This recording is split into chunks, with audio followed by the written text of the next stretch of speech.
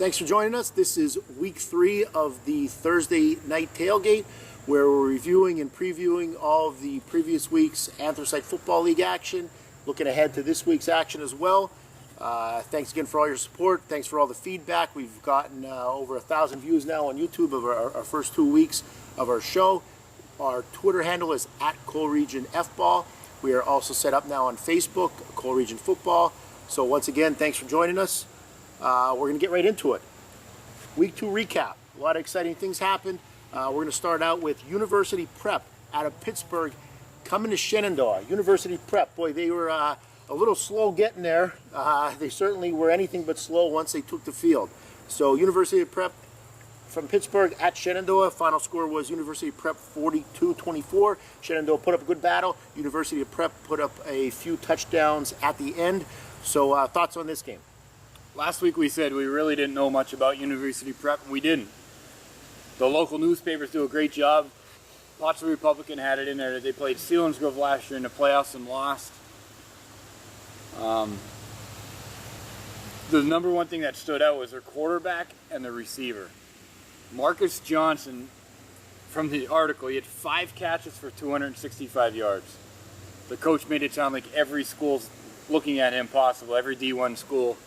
With numbers like that, that's very impressive. Yeah, he lived up to his pregame billing. We found out a little more about him after the show was already recorded, but boy, he put on a show. Yeah, they sure sounded like they were like a track team.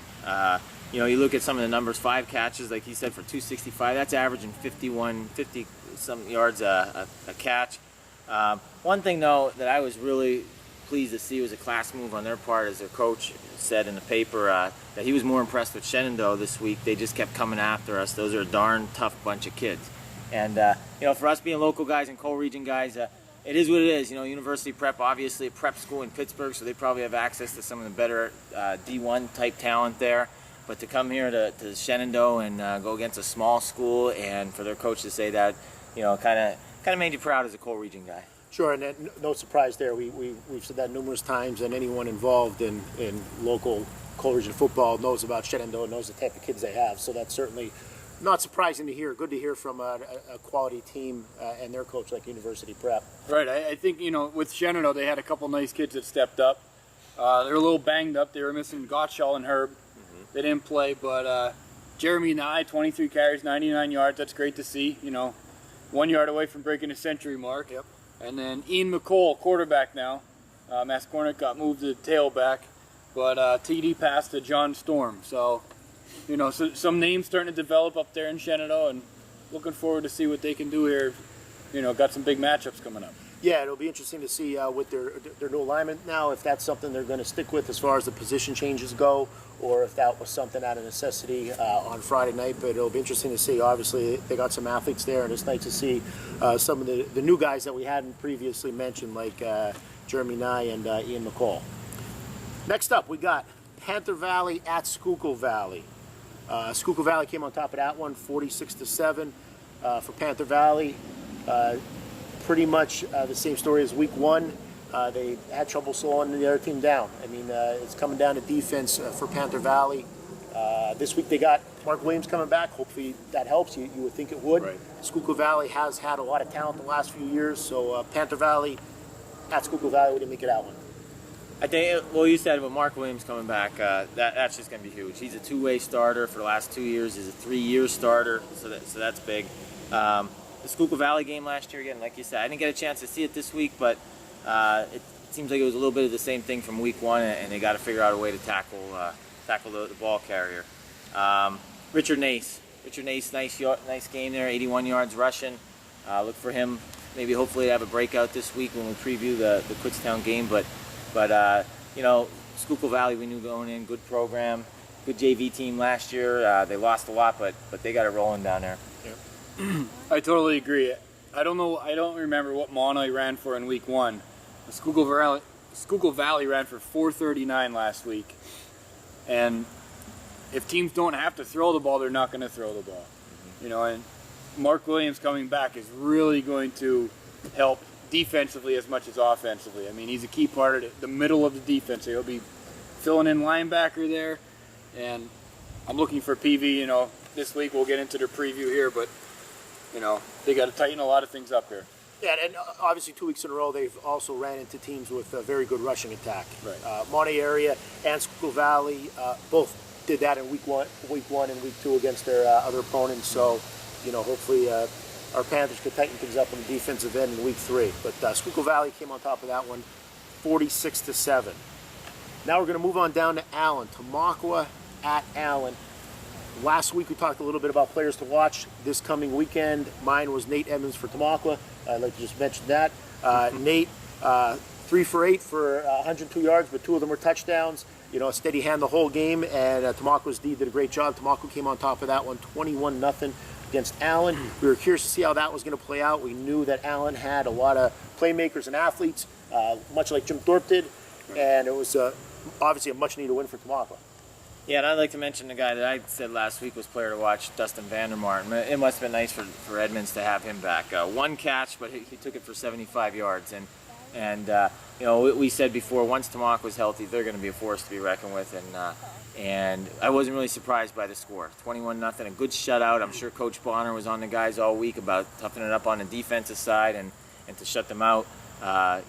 You can't lose when you have a shutout, and I guess that's what you're going to talk about, a little bit on defensive side there. Absolutely. Before I get to defense, 2 names that jumped out at us that we haven't heard about. Ernie Shilko had a 33-yard touchdown run, and Austin Morielli had a 20-yard touchdown pass reception. So very good to see some new names, and like I said, it's early in the year. Tamaqua lost some key players from last year. It's good to see new kids step up. But talking about defensively, I love shutouts. I love them, and I love defense. So that brings us to this week's defensive coal crackers of the week, and that would be the Skripko brothers. Tyler and Trevor Skripko combined for 23 tackles, 4 tackles for a loss, sack, interception, fumble recovery. So, gotta love it. Choice. It's all over the field. I don't like to call them turnovers, I like to call them takeaways. They took the ball away from Allen. I think one of the interceptions was in the end zone last week for the defense. Anytime you have a shutout, somebody on that defense really stepped up, and 23 tackles, that's awesome. Yeah, a fantastic job by Tamaqua. I mean, you talk about defensively making a complete 180 from week 1. We talked about at length about the Tamaqua Jim Thorpe game, but for them to come back, focus like that in week 2, and really get the job done on the defensive end, very impressive. Next up, Blue Mountain at Jim Thorpe. Blue Mountain coming into the league next year. We said in week 1 that Lee Heighton showed us that they're going to be forced to be reckoned with once they come into the AFL. Obviously, we know Blue Mountain's going to be the same.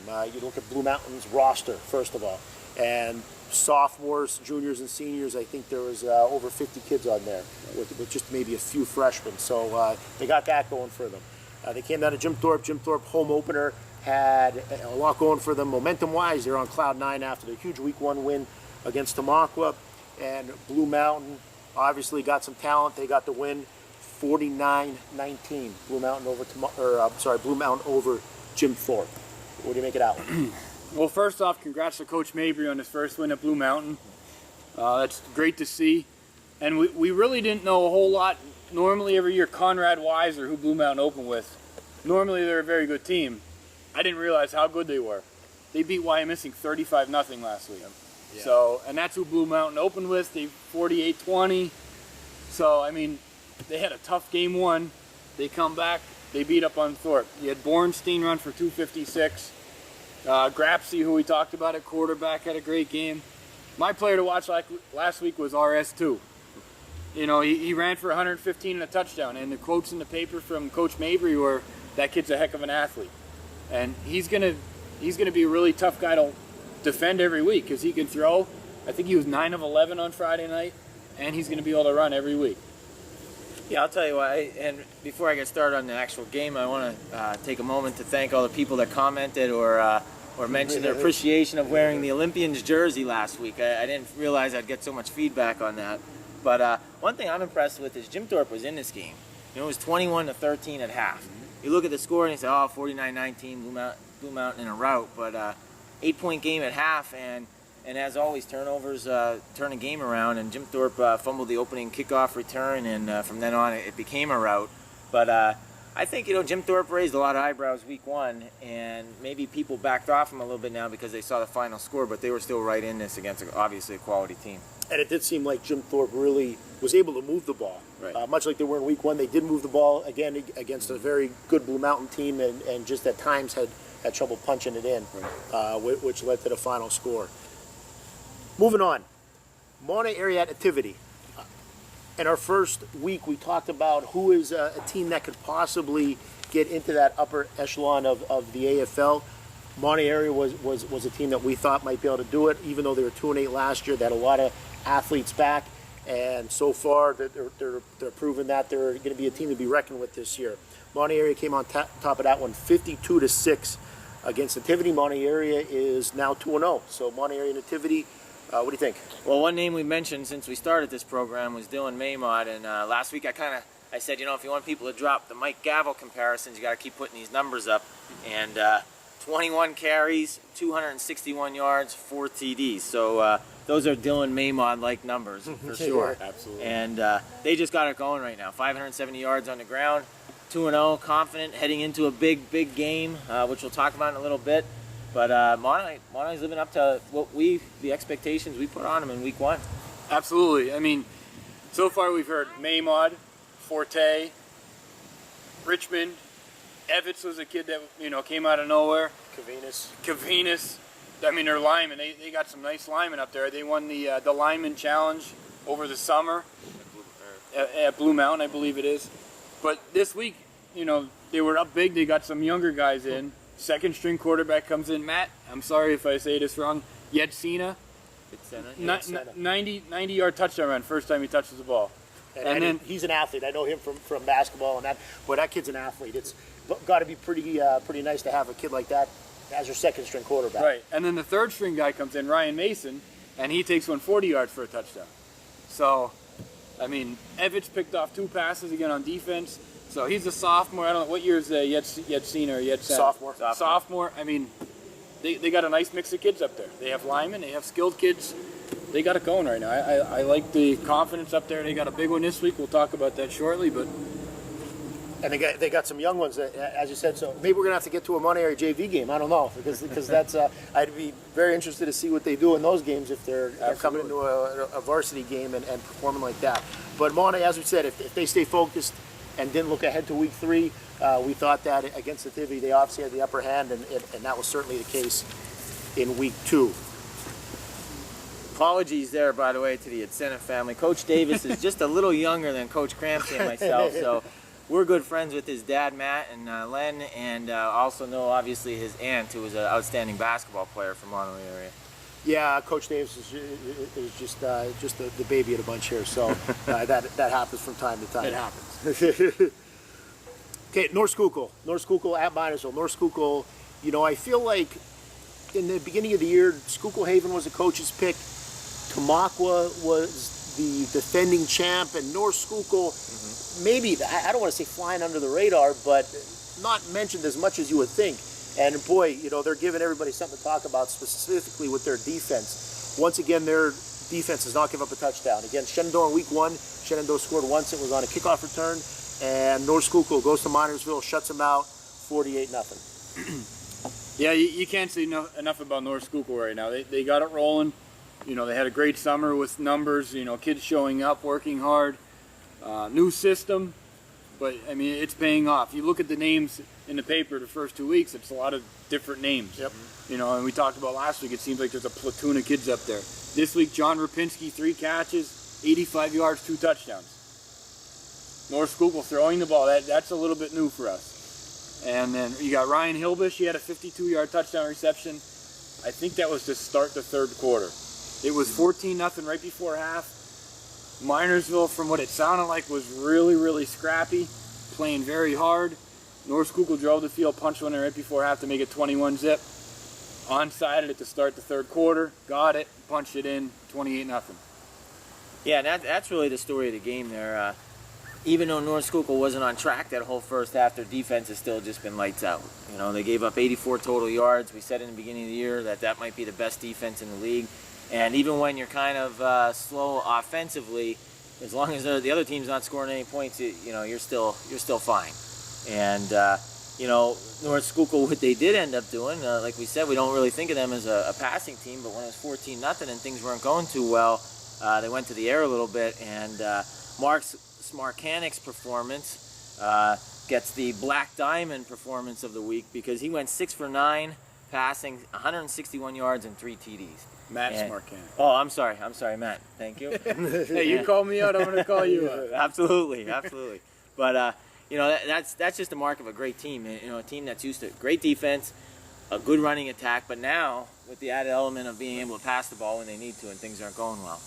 Yeah, I mean, North Schuylkill, we know about their defense, and it seems like we may be getting to the point where if you're prepared for North Schuylkill's offense, boy, that's going to be a tough task because it seems like North Schuylkill really has a lot of weapons on the offensive end, and now we're seeing what they can do throwing the ball. Major Jordan? Yes. Oh, just a freshman. Absolutely. I'm hearing a lot of good things about Major Jordan, and it just sounds like a great name, doesn't it? Yes, it does. But a fullback linebacker, 10-yard touchdown run last week. Everything I hear about this kid is just very good. Very impressed with him. Like I said, there's a buzz surrounding this kid, and he's only a freshman. So we got some really nice skilled kids in the league that are going to really make a name for themselves. And once again, North Schuylkill doing this without Bobby Grigas, sophomore, still out with an injury. Hopefully, Bobby, if you're watching, hopefully you're healthy soon. We're looking forward to seeing you back out there on the field. On the other side of that game, though, in Minersville, we said early on, you got the brutalest schedule of the first 3 weeks. But I got to talk to Coach Mason a little bit. I said, well, mention some kids. And one guy he couldn't stop talking about was the sophomore tight end, Adam Stoppe. He said he's your typical tough, underweight. He said he's only 160, 165 pounds, but typical tough Minersville kid. He says he's an aggressive blocker. He gets after people, and I think he used the phrase tough as nails. So, Minersville kids, you got another tough one this week coming up, but just keep plugging away because, you get your lumps early on, but certainly pay dividends down the road. Now, before we get to our game of the week, we're going to talk a little bit about the Lehighton Indians. Lehighton, we talked about them previewing and recapping week 1. They did a good job going up to Marion and getting a week 1 win, getting Coach McCarroll a win against his alma mater. Lehighton, as you may or may not know, is coming into the AFL next year. So we'll be hitting on Lehighton games. Plus, we're fortunate to have a nice Lehighton contingent that's been tuning in and giving us some feedback. So Lehighton, once again, very impressive. Even though they didn't get the win, playing the defending MVC champ Stroudsburg, and defense was absolutely terrific. They came up just short. Stroudsburg over Lehighton in week 2, 13-6. Yeah, like you said, anytime you go to Lehighton, and everybody in the AFL will learn, it's a different atmosphere. Yes, it really is. They got the war chant going. The bands they're playing. It's a different feel to that. Anytime you go to that field, and the Stroudsburg coach, he talked about it. He said, anytime you make the trip to Lehighton, you're in for a dogfight. Defensively, Lehighton played extremely well. Defending MVC champs to give up 13 points. Yep. They played a solid game again. Yeah, I'll tell you what. First of all, a little shout out there to Coach Gurka. Thanks for putting our address, our Facebook address, and our Twitter address up in the film session this week. I know I told you I'd mention that. But one thing about the Lehighton game that really impressed me after the game. Now, Tom McCarroll's only in his second year as a head coach, but I thought he did a real class move. And in the papers, for all the quotes, he took the blame for the loss. He put it on his shoulders. He said, he got off of the offensive game plan, and it was all on him. And to me, that's really impressive. That's going to go a long way in getting those kids to trust you. There's an old quote, I think it was a Bear Bryant quote, I hope I don't mess it up, but he said, if you ever want to get kids to play for you, anytime you win, it's them. Anytime you lose, it's me. And Coach McCarroll did that this week, and I think that'll pay dividends down the road. Absolutely, very impressive. You see Coach McCarroll's quotes after the game, and looking at his quotes, talking about the way that his kids performed. If you didn't know the score, you would have absolutely thought they won. And he was extremely proud of that their performance and their effort. And any shortcomings on the offensive end, he stood right up and said that he wanted to take the blame for that. So Lehighton, great job, Coach McCarroll. Keep up the great work. Very impressive performance in week 2. Now our game of the week: Marion at Schuylkill Haven. Huge game for both. Both teams coming into the game 0-1. So we mentioned that both these teams in the preseason never thought that they'd be having a possibility of looking at 0-2 after 2 weeks. So it was really a huge game for both. It was our game of the week. And Schuylkill Haven, boy, they're the preseason pick of the coaches to win the league for a reason. Schuylkill Haven, home opener, really did a great job. Came up on the upper hand 30-6 over Marion. Yeah, I didn't get to go to this game, but I spoke to some people who listened on the radio, and it sounded like every time Haven had the ball, they did their typical Schuylkill Haven drive. 13 plays, 8 minutes, 80 yards, touchdown. And they dominated up front. You know, we talked in the offseason about how much weight they gained and how much strength they got and how big they are. And they just physically sounded like, from the opening snap, they just dominated the game up front. Yeah, that's really demoralizing. You know, when you're a player or when you're a coach, especially at our small schools where most kids are two-way players, but when you're just on defense all that time, when offense is just chunking you 5 yards and 6 yards and 8 yards at a time, and you're out there for 17, 18 plays in a row, it's demoralizing, and it's hard to get that momentum back. You know, and that's a typical Haven type score. But I think something we need to mention is defensively. 6 points they led up to a Marion team. Yeah. You know, that has some weapons. We mentioned some of the guys already, and we always say that's where you win championships, on defense. So we'll focus on the offense, and I know Coach Crampsey's going to mention it a little bit, but defensively they took care of business. Yeah, last week for my hardcore performers were the interior line of the Jim Thorpe Olympians. This week, hard to ignore the duo of Casella and Fink. Juniors, Will Casella and Ryan Fink, they are my hardcore performers of the week for Schuylkill Haven. Just very impressive. Casella, 22 carries for 174 yards, and Ryan Fink, 19 carries for 126 yards. On top of that, either Ryan Fink or Coach Farr, one of them must have heard Coach Davis calling them out a little bit because they threw the ball 2 times, about as efficient as you can be. 2 for 2, 2 touchdowns as well for Ryan Fink. So Casella and Fink, extremely impressive performances. And for guys that are just juniors, you know, you talk about the work in the offseason, you don't get to that point as a junior without putting in some serious work. So I'm extremely impressed with the job that Will Casella and Ryan Fink did this week for Schuylkill Haven. Right, one other guy there from Schuylkill Haven is Xavier Webb, a junior. I think he was one of the kids that didn't play last year. I'm not really sure. I'll have to check with Coach Farr on that, but he had both receptions for both touchdowns. You know, and it's great to see. On the other side of it, for Marion, Auguste had a 65-yard touchdown. There was one time where Casella broke through for a long run, and Auguste was about 5 yards behind him, ran him down. He's a quick kid. He's a great athlete. And if there's one thing I would be worried about as Haven is week 1, all the touchdowns they gave up were big plays. Mm-hmm. Last week they gave up a 65-yarder for, I mean, it was only one score, but, you know, make teams drive on you. You know, don't give up those big plays. You know, it's going to eventually come back to bite you again. So. You know, speaking of Marion, Lucas Damian stepped in a quarterback. It'll be interesting to see how that plays out the next couple of weeks. But Lucas did a great job. But as a lot of teams, I think probably this year will do, offensively, the entire offense seemed to struggle a bit. But I think that's more of a testament to Schuylkill Haven's defense. Absolutely. All right. Incidentally, Coach, you can ask Coach Farr this Tuesday when we go up to Haven. Absolutely. We got an invite. We're going to go up to next week. We'll be up at the Jungle up in Schuylkill Haven. Sounds interesting. We're going to get a couple kids on, you know, sit them down and have a little interview session. We'll put that in the middle between our recap and our previews and, you know, see what they have to say about their big matchup next week. We don't want them looking ahead, but we're all looking ahead with them. Yeah, we are. That's a big one. Yeah, thanks for the invite. That sounds like absolutely. Any sounds other like invites out there? Feel free to shoot us an email if you're interested in us coming to do a show. That'd be great. That's going to be fun. So before we wrap up week 2, any closing thoughts from you guys? Another exciting weekend. That's what we're here for, and it lives up to billings every week. Absolutely. One of the things that Coach McCardle said, you know, you look at final scores, I really think Jim Thorpe, they hung in there. You look at the yardage and this and that. They went up and down the field. They just couldn't get it in the end zone. I'm interested to see, you know, which Thorpe team shows up this week. And, you know, it's another thing that I'm curious to see as this year plays out. We're talking a lot about these top teams in the league. that have proven to be top teams, at least through the first 2 weeks. But it's going to be interesting to see when the schedule aligns and some of these teams like Shenandoah and Panther Valley and Minersville, who have been, playing some of the tougher teams, get a chance to go up against each other. That's going to be interesting as well. Absolutely. So we're going to wrap up week 2. We'll be right back with our week 3 preview.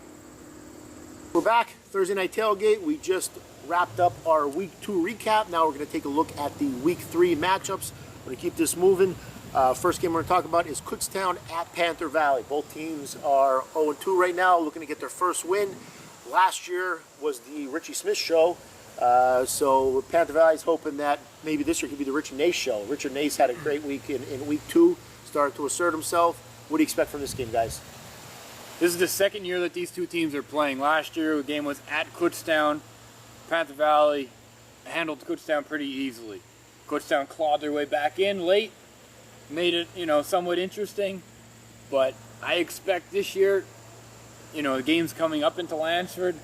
I'm sure Kutztown, like every other team, when they come into that stadium, they're going to be a little bit in awe.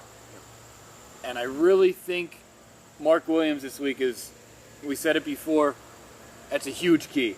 He's a senior, 3-year starter, center.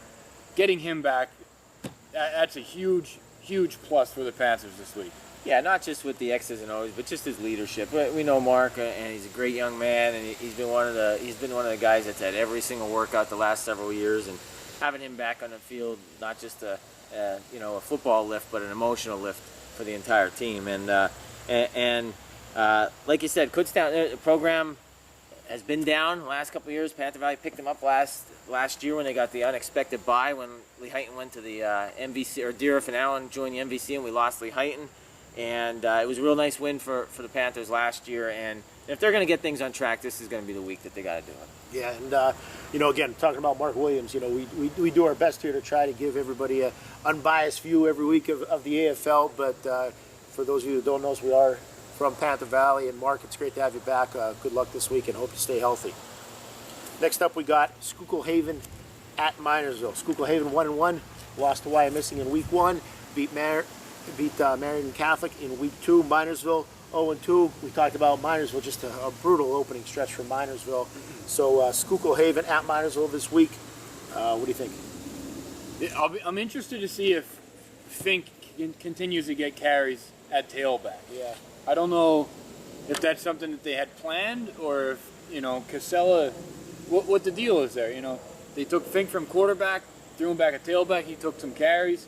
His second pass was actually when he was at tailback. It was like a halfback pass. So a real trick play. It was a real trick play, yes. So they yeah. I'm very curious to see how Coach Farr addresses this next week with the trick plays and the passing, and I'm curious to see how much you watched of this. I'm not going to lie, I'm a little worried. Go up and shake Coach Farr's hand. I hope that I don't get the other hand coming to my stomach there or anything. But no, we said it before. Minersville's in the middle of their buzzsaw here. And, we've said it over and over again. Keep working through it. If the kids keep playing hard, you'll never regret anything. Keep working hard. Leave it all on the field. And teams from week 1 to week 2, they're getting better. I know Shenandoah's coach said that. Minersville coach said that. Like, the kids are getting better every week. I know the wins and losses aren't showing up right now, but keep plugging. And, for Haven, this is, you talk about the definition of a trap game. Mm-hmm. Haven just coming off the home opener winning against Marion, and they got the big matchup looming against North Schuylkill in week 4. So obviously Haven's got to stay focused, because we know Minersville is well coached, tough bunch of kids, and improving. So, and absolutely, and you Minersville guys, 14-0 with North Schuylkill last week, so you can go out and compete with the best. I know we're making it look like it's a buzzsaw of a schedule, which it is, but we're high school teams, and week in and week out you have surprises. I remember maybe it was 2 years ago or last year, I'm drawing a blank now, but Schuylkill Haven got upset by Jim Thorpe. Jim Thorpe won one game that year, and nobody expected them. It was actually at Panther Valley because of some rain issues, and they upset them. So that kind of stuff happens in high school football every week, and Minersville, from all I'm hearing, is you guys are playing really hard, especially as young guys like that, and that's only going to help you in the long run. A matchup that I think is real interesting is Shenandoah at Tamaqua. Both of these teams looking to get their first league win, and curious to see how Tamaqua responds coming back home after their win at Allen. And Shenandoah, they played North Schuylkill, and then they had the University Prep come in, who was obviously an extremely talented, athletic team. And this is a big game for both. Both teams have a chance to get their first league win, to even their league record at 1-1. Both of them obviously have some talent on the field, so I'm very curious to see how this one plays out. What do you think about this one? Like you said, both teams are 0-1 in the league right now. This game always seems to be close. Yeah. It always somehow seems it comes down to the fourth quarter, late fourth quarter. The paper said Mascornic now, like we said, is he going to stay at quarterback? Is he going to go to tailback and stay there? Is the McCall kid going to stay at quarterback? Tamaqua, are they healthy? We've been saying that since week one. They missed a couple kids week one. Hope didn't play last week again. It's a huge game. It really is. I know it's only week 3, but this is a huge game for both teams. Yeah, you hate to use the phrase must win in week 3, but for Tamaqua, I think it certainly is if they want to be in the mix to repeat. I said we could certainly see a champion this year with a loss, maybe, just maybe 2, but I don't know, to have 2 of them this early in the season. So for Tamaqua, I think it's a must win. And for Shenandoah, tell us a little bit more about what they got. We don't really know, because like you said, they played University Prep and North Schuylkill, so we'll see. Yeah, I'm curious to see what both of these teams bring this Friday night in a big matchup. And, you said possibly a must-win. This next one, boy, I find this one real interesting. Marion, 0-2. Monoy, 2-0. Marion going up to Monoy. A game of this magnitude usually is reserved for the basketball court. But, Monoy obviously has been stepping up on the football field as well. And, there's certain wins that are characterized as program wins that are a huge milestone for development of a program, and Monoy has an opportunity, I think, on Friday to really take a next step. And on the other hand, you have Marion. Marion, after not being in the playoffs for a couple of years, maybe 4, I believe, got in last year, and right now sitting at 0-2, this is a chance for them to get back on track and beat a quality Monoy team, and or fall to 0-3, which obviously is a big hole to dig out of. So this is a huge game on Friday night with the Colts and the Golden Bears. Yeah, from what I understand, it sounds from the paper, it sounds like JT Sneer. Yeah. Okay, it sounds like he's going to be coming back. Snur. I think it's KJ, Snur, right? or KJ. KJ. I have my initials. Sorry. Yeah, we got tons of names here in front of us. Trying to throw out a lot of you guys' names that have been doing some good things. But it sounds like he might be back this week, which I'm sure would help Marion a lot. They got off to a rough start here, 0-2. They're looking at Mono here as 2-0, and I'm sure there'd be nothing better to turn a season around than to, beat a Mono team who put up over 1,000 yards in 2 weeks. Yeah. They've been running the ball, like you said before, video game-like numbers. Yep. And it's kind of amazing what Mono has been doing on offense here. Yeah. Although this week seems to be a step up.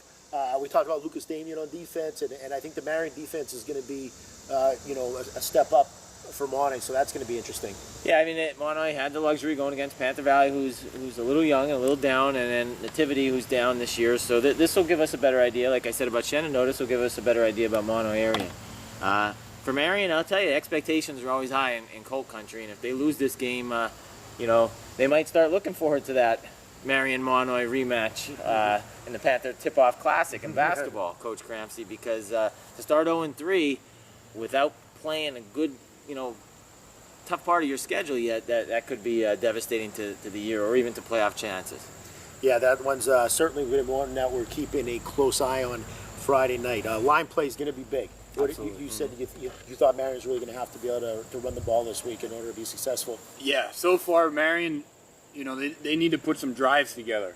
Auguste scored on a 65-yarder last week against Lehighton. They moved the ball a little bit. They went a little bit of power eye there to start the second half. But I really think this week, the line matchup between Monoy and Marion I think it's the key of the game. You got good athletes on both sides. I really think it comes down to linemen. So it should be very interesting. All right, great matchup there. So now we're going to take a look at the Lehighton Indians. We talked a little bit about them. We recapped them. They're not in the AFL right now. They will be coming in next week. Lehighton's playing Pocono Mountain East this week. What do you make of this game? Yeah, we don't feature the MVC as much, obviously, here, and we don't follow it as much, but this is a big game for both of them. Phil Dorn's Pocono Mountain East club's 2-0. They had two kind of confusing wins. Against Deeriff, who's a program that's traditionally down, they win by 1 point, 28-27. And then East Stroudsburg North, who traditionally is pretty strong in the MVC, they go out and beat them 34-8. So, it'll be interesting to see, how good Pocono East is at 2-0 and how well Lehighton responds from the Stroudsburg loss. Right, I'm looking at the big question for me is Lehighton's defense. I'm looking at here, Pocono East, they're averaging 31 points a game. Yep. If Lehighton wants any chance to win this game, their defense needs to continue to play like they have. That has been their strong point. They've been very strong so far in defense. Get some takeaways and make some stuff happen here. All right, moving on. We're going to take a look at the Pottsville at Blue Mountain game. Blue Mountain, another team coming into the AFL next year. Another team that we think will be a force in the AFL. They're playing Pottsville. Pottsville, 2 blowouts. 1 blowout win against Shamokin, 1 blowout loss against Berwick. And Blue Mountain with an impressive win last week at Jim Thorpe. Obviously got some athletes there with Graspy and Bornstein. And Bornstein really ran wild at Jim Thorpe. So this one's going to be interesting. What do you think? Pottsville, Moser kid at quarterback's doing really well. Blankenhorn, baseball, basketball, football. He does it all. He does it all. He's going to, if he stays healthy, which I hope he does, I know he was banged up a little bit early on as a freshman, he's going to be one of the best all-around athletes that come out of this area in a long time. He's a very, very well-respected kid. He's a great player. Blue Mountain, we talked about the kids before. This is always going to be a scrap game. This is a backyard game right here. 2 big schools in the Schuylkill League for basketball, baseball going at it. I believe every year they play in football. I'm expecting a tight game here, which neither team have really been in the fourth quarter yet. Yeah, this is a defining game for both programs, both with new head coaches this year. After losing well-respected, long-time head coaches at both schools. And Blue Mountain, like we said, we're not sure about them yet. They beat Jim Thorpe, obviously, but lost to a very good Conrad Weiser team. I hate to be a broken record, but this will give us a better idea about what these teams are about here in week 3. And that's when we start finding things out in this middle part of the season here. Yeah, and a big rivalry game.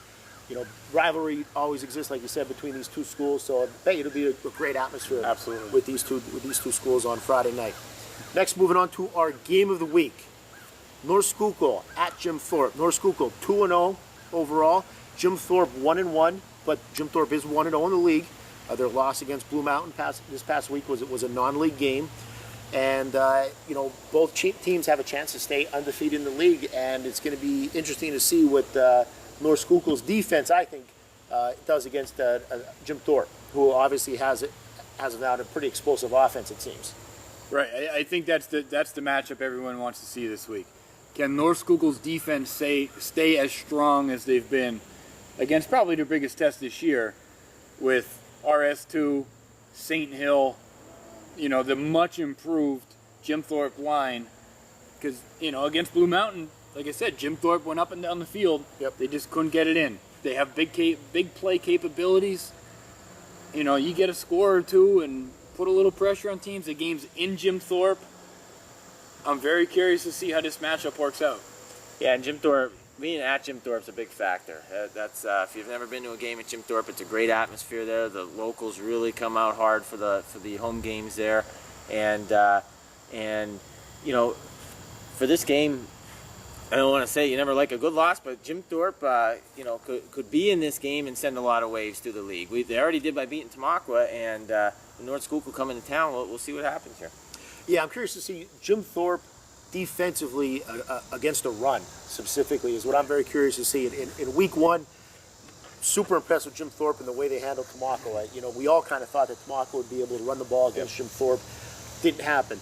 Week 2, kind of the opposite. Blue Mountain, we know they have talented guys on both sides, but Bornstein ran for over 250 yards against Jim Thorpe, and it was kind of a 180 from what we saw in week 1. So I'm curious to see, what defense are we going to see? Is the the Red Swarm that we saw in week 1, or what we saw in week 2 against Blue Mountain? If they struggle against the run like that, they're going to have their hands full. But if they could slow down North Schuylkill's rushing attack, it's going to be real interesting. It should be very easy. We looked at 2 schedules at the beginning of this year, and we said Minersville had a tough schedule and Jim Thorpe had a tough schedule. Yep. And Jim Thorpe surprised everybody week 1 with a win over Tamaqua. So if they can get through this 3-game stretch with 2 wins, then you're talking about a serious contender here. Absolutely. Absolutely. So, like I said, this is game of the week for a reason. It's a lot of question marks, and it's a great game to see where everybody stands in the league. And it's going to eventually keep unfolding every week till we know who lies where on the rankings. So.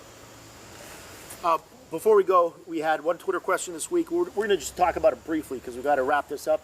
And we'll talk about this more as the year goes on. But our Twitter question was, what are your thoughts about the expansion scheduled for the AFL next year, and any other teams possibly being invited? Next year, we said Lehighton and Blue Mountain will be coming into the AFL.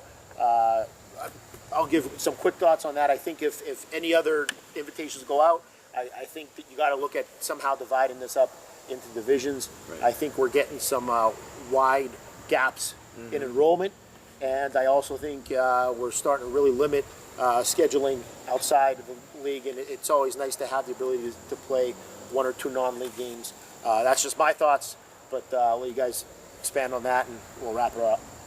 What I don't like about it right now is the 11-team setup, because you always have a bye, and there's always a open date, right? Just because obviously 11 teams, we can't have 5.5 games a week, and as a result, when you have the bye, it always kind of makes that league champion a little questionable because of who they didn't play. Maybe the one team that wins the league championship didn't have to play the second best team, or however it might be. But it also leaves it open that you have to fill that open date.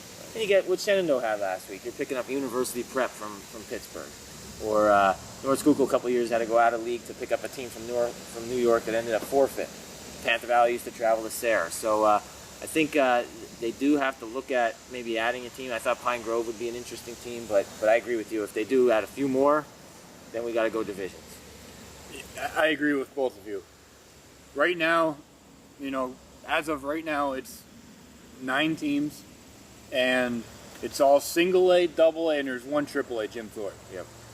And we're going to bring in 2 triple A teams, which you hate to see a Mono area, Shenandoah, Minersville every year have to match up with the Blue Mountain. I mean, enrollment-wise. Yep. It's numbers. You look at Blue Mountain's numbers in the preview here for the Republican, and they had a ton of kids, and that wasn't even counting freshmen. So, I mean, you still play the game. You still put your best 11 on the field. I understand that. If you're going to do that, I think you invite more big schools. Bring Pottsville in, Pine Grove, and you go big school, small school. Mount Carmel. Extend it to Mount Carmel, whatever. But if you're going to do that, and you're going to bring some big schools in. Now you got 3 AAA. And one thing I think gets lost in this, people don't realize how hard that makes it for athletic directors. You have a bye, so now you're looking for a non-league game, and you need a non-league game in week 4, for example. Right. And another team calls you and says, okay, we can play week 3. Well, you can't play week 3. Your bye is week 4. Mm-hmm. You need to find a team open week 4. At least if you have 2 non-league games, you might be able to switch some things. Okay, we'll play week 4 and I can move another one around. If you have 1 open week and it is that specific week, boy, it makes things tough. And as you said, you have as a result, you have a University Prep. Who's Marion playing in the fall? Not this coming week, but the following out of Philly. I forget the name. Conwell Egan, maybe. I believe so. It's a Philly Catholic school. Yeah, District 12. Yeah, so it just gets tough filling those slots when you're so limited as to where you can put them. So right, and there's one other thing. Like, if you're a Blue Mountain coming in, you're AAA. With the new district rankings, the way it works, how much are you really going to get out of playing Minersville, Shenandoah? You could be 9-1 and not get in districts. I mean, I don't know the whole, the computer numbers and all that, but I'm sure they thought about it before they got in because they accepted. Traveling wise, it's going to be awesome. Yes. Rivalry wise, it's going to be awesome. But it's going to be interesting. Very interesting. All right. Well, we could do a whole show on that question, but we just wanted to touch on it briefly, and as the year goes on, we'll touch on that some more. But once again, thanks for joining us. This was week 3 of the Thursday night tailgate. Hope you enjoyed the recap of week 2 and the preview of week 3. We'll be here every Thursday night. We'll be posting around 6 p.m. Once again, that's it for us. Coal Region Football out.